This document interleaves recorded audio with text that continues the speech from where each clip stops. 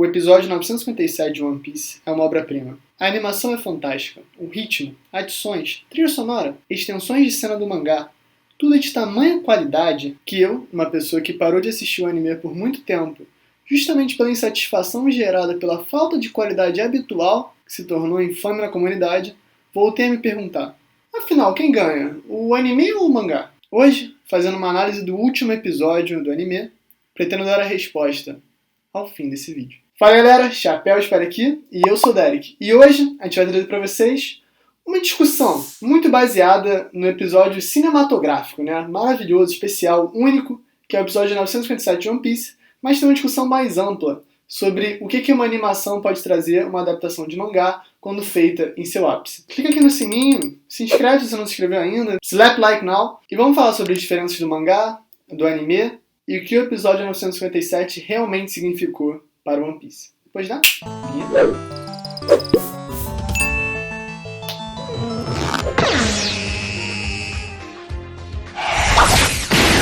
Que incrível a animação do Haki avançado. Como é lindo ver a implementação artística das pétalas para representar a paz e concentração que o Luffy precisa chegar para alcançar esse patamar de poder. Para quem não sabe, o episódio 957 é uma adaptação do capítulo 956 do mangá, chamado de Manchete. Porém, uma de suas cenas iniciais mais importantes, o diálogo entre Doflamingo e Fujitora, não aparece no mangá. Pelo menos, não nesse capítulo. A decisão de relembrarmos esse diálogo é emblemática para a construção da narrativa desse episódio, realmente dando um tom de peso e seriedade, que vai ser carregado durante toda a duração. E diferente do capítulo do mangá, que já inicia a conversa entre Garp e Netuno, o anime tem mais tempo para ambientar o espectador, relembrando a cena do episódio 667, agora com uma nova roupagem, mais bem animada, fluida e marcante. Cara, você já sabe que esse episódio vai ser fora do início, quando você vê o Fujitora no navio e você ouve o som da flâmula tremulando. Aprendeu a nova palavra do dia? Da farda dele, que eu queria dizer, na verdade. Tremulando aos ventos, além da luz do sol. É toda uma qualidade cinematográfica mesmo. Eu vou apontar vários detalhes durante o vídeo para você ficar ligado e talvez até rever o episódio com outros olhos, porque é tanta coisa interessante acontecendo que eu fiquei até embasbacado, é por isso que eu vim fazer esse vídeo. Big News, um incidente que afetará os Chichibukais. Esse é o título do episódio, e dá pra notar que é bem menos contido do que simplesmente manchete, como é no capítulo 956. O anime faz uso total do diálogo entre Netuno e Garp sobre a complexa situação política gerada em uma própria existência do Reverie. Porém, enquanto somos levados pelas palavras de Garp, uma armadilha é montada debaixo dos nossos próprios narizes. Algum acontecimento grave envolvendo o reino de Alabasta, e que provavelmente envolve humanos, considerando a súplica de Garp para que o rei Netuno não os odeie, ocorreu. Esse momento tenso é cortado pelo clássico. Dizer que Big News roubou a cena nesse episódio tão importante é pouco. Diferente do mangá, o episódio faz com que a gente se sinta dentro da redação do Jornal Econômico Mundial, ouvindo o som de máquinas de escrever datilografando furiosamente, jornalistas correndo, jornal caindo, tudo é minuciosamente construído para passar uma autêntica situação de urgência e Big News. Se a gente for comparar com o mangá, essa troca é bem mais breve. Por exemplo, o Big News não está respondendo diretamente aos funcionários, parece que ele está meio que no monólogo, tem menos detalhes. E é isso que é interessante. Às vezes o mangá vai ter algumas coisas mais detalhadas, mas se o anime estiver ali focado em adaptar fielmente, indo além, ele sempre vai ter mais tempo para detalhar, mais coisa para mostrar, ainda mais fazendo um capítulo por episódio, que foi meio que aconteceu agora. E mesmo assim, com várias novas inserções, deu o tempo certinho e ficou excelente. Entre mangá e anime, a revelação do infiltrado da Ciferpô é bem parecida. Porém, eles estendem a cena e fazem uma jogada de câmera brilhante, nos botando no ponto de vista do espião, apontando nossa própria arma para os funcionários do jornal, que saem correndo da mira. Mais uma edição fantástica do anime. Eles fazem um efeito tipo assim, ó, play. Eu sou muito burro, né?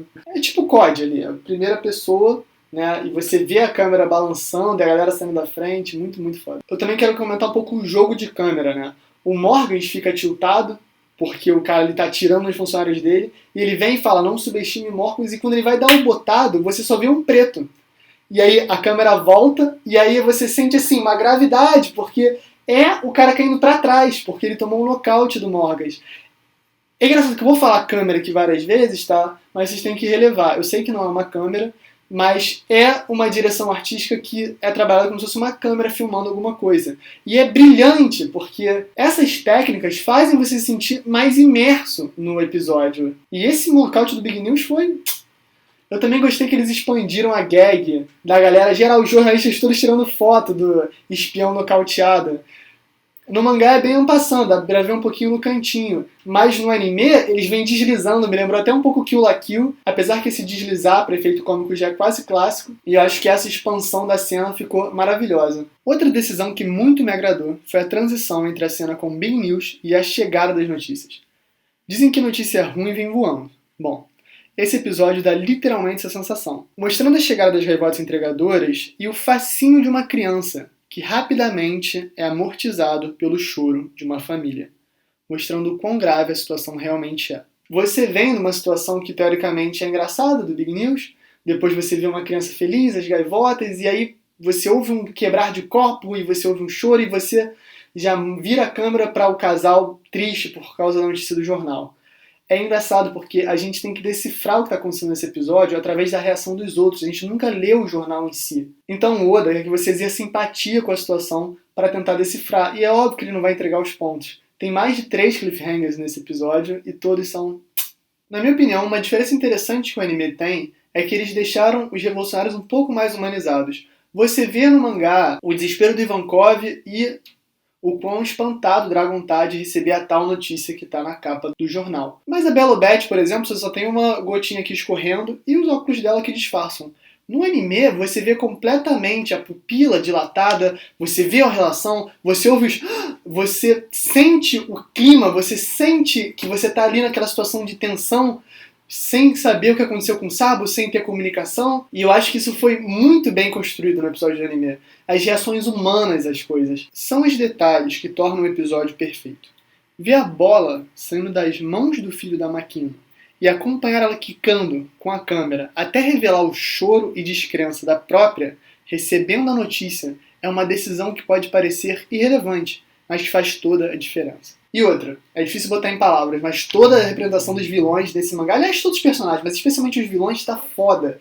O Doflamingo batendo a cabeça que nem um maluco, e a luz, quando vem nele, ele rindo, falando, eu nunca me canso desse mundo, nunca me entedio. O Barba Negra falando, vamos galera, vamos tomar a porra toda, com o foco ali na pupila dele, meio dilatada, com os microcapilares chegando na pupila, é tudo tão um zoom que vai te deixando mais dentro daquela psicopatia, mais dentro daquela megalomania que o Barba Negra naturalmente tem. E são só tipo 10, 15 segundos ali. É um quadro do mangá que a galera estendeu de uma maneira que ficou fora demais.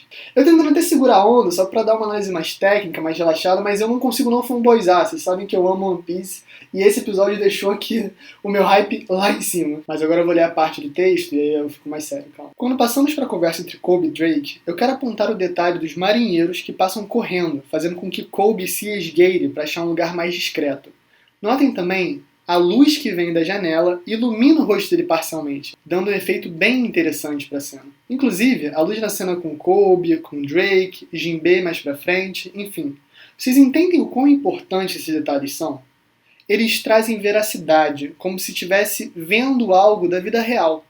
Nosso cérebro é feito para identificar essas interações naturais e associar elas ao nosso mundo. Então, é como se a animação tivesse diretamente impressionando o nosso subconsciente. Uma outra diferença do anime e do mangá é quando Kobe se assusta com a informação de que Kaido e Big Mom agora são aliados e dá um grito. Nisso, ele fica assustado e olha para ver se tem alguém ouvindo ou vendo o que ele está falando. Afinal, a SWORD é uma organização ultra secreta, dentro da Marinha, escondida da própria Marinha. Sobre a parte que os jornais estão caindo, as pessoas estão reagindo, eu achei bem interessante a caracterização.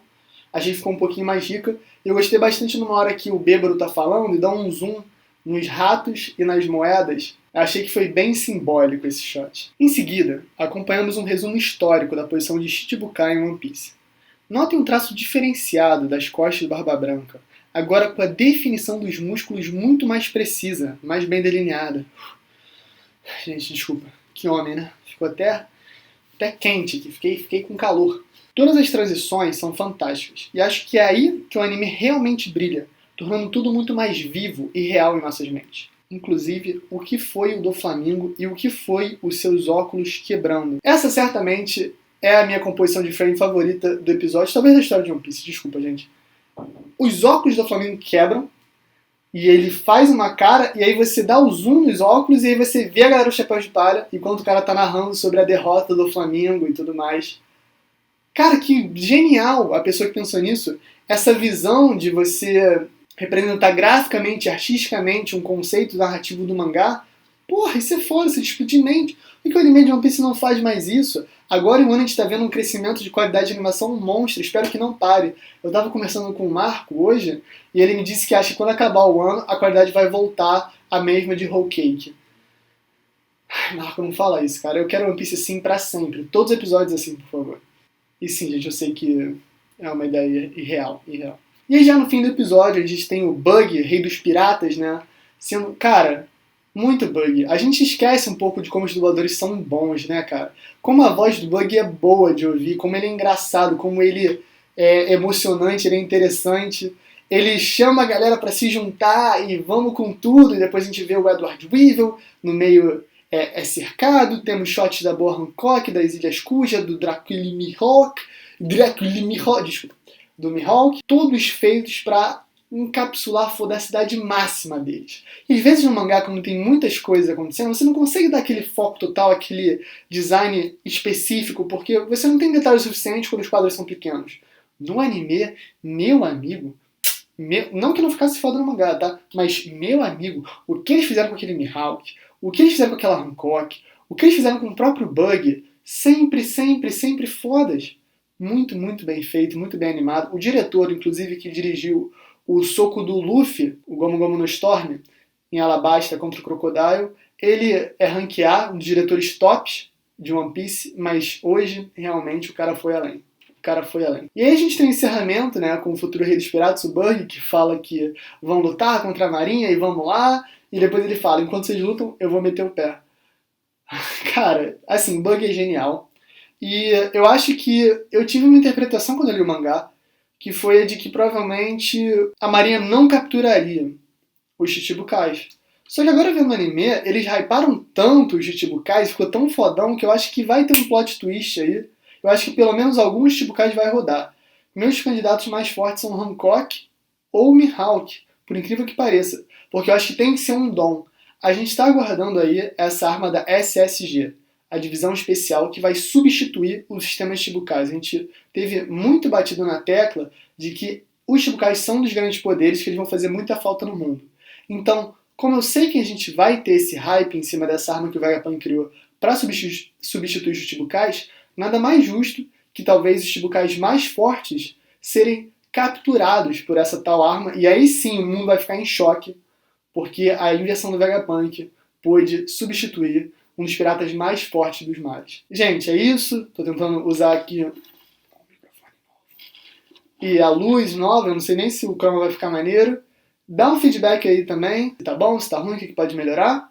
Muito obrigado por terem assistido, deixa seu like aí, se inscreve, checa os vídeos. É isso, galera.